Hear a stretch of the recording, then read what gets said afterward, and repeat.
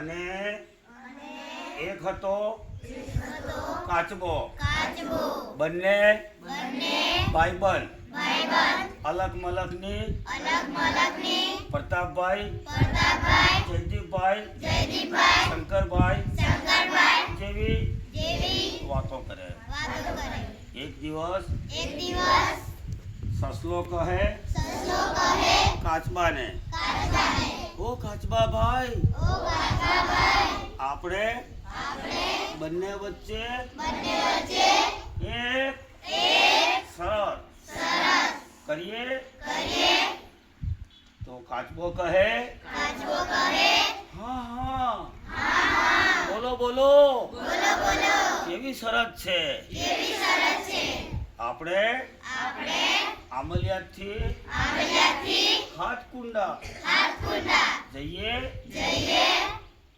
તો કાચબાબાઈએ સસલાને હા પાડી. થોડા વિલંબે પછી શરત મુજબ બંને જણા દોડવા લાગ્યા.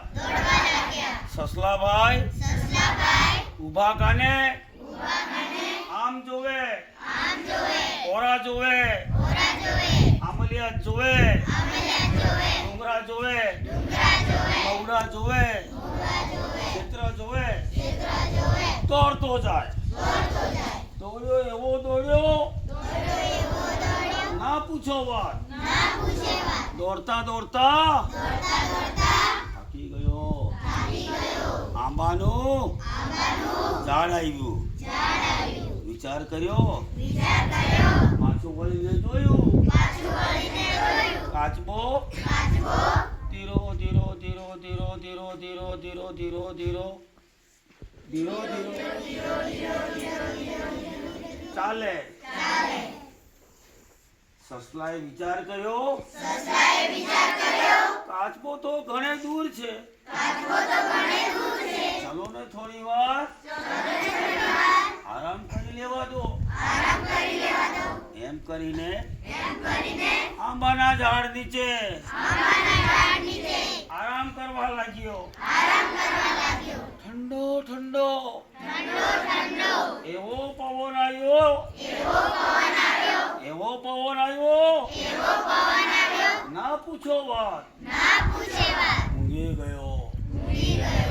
અને કાચબાભાઈ ધીરે ધીરે ધીરે ધીરે ધીરે ધીરે ધીરે ધીરે ચાલવા માંડ્યા. ચાલતા ચાલતા ચાલતા નક્કી કરેલી જગ્યાએ પહોંચી ગયા. ઘણી વાર થઈ. પછી સસલાભાઈ જાગ્યા. જાગીને આમ જુએ, આગળ જુએ, પાછળ જુએ. કોઈ જગ્યાએ કાચબાભાઈ જોવા ના મળ્યા. અને સસલો વિચાર કરીને ઊભો થયો, દોડવા માંડ્યો. નક્કી કરેલી જગ્યાએ જઈને જુએ તો કાચબાભાઈ ત્યાં પહોંચી ગયેલા. હવે અમુક કોની ચીજ થઈ? સસલાની કે કાચબાની?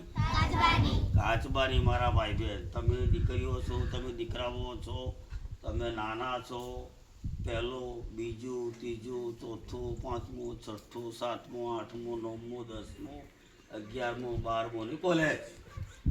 ધીરે ધીરે ભણાય. આપણું ભણતર કેવું છે? ધીરે ધીરે, ધીમી ગતિનું. કેવું છે? ધીમી ગતિનું. એટલે હવે તમને પૂછું, આમાંથી સસલાભાઈ જેવું કેટલાય થવું છે? આંગળી ઊંચી કરે. સસલા જેવું કેટલાય થવું છે અને કેટલાય ભણવું છે? હું આંગળી ઊંચી કરું? કોઈ નહીં. તો તમારી પરીક્ષા થઈ ગઈ, તમે પાસ. તમારામાં કંઈક બુદ્ધિ છે, ભગવાને હું આપ્યું છે, પ્રતાપ સાહેબે બુદ્ધિ આપી છે. તો કાચબા ભાઈ જેવું કેટલા થવું છે? કાચબા જેવું? વાહ, બધા જ ખૂબ ખૂબ તમને અભિનંદન.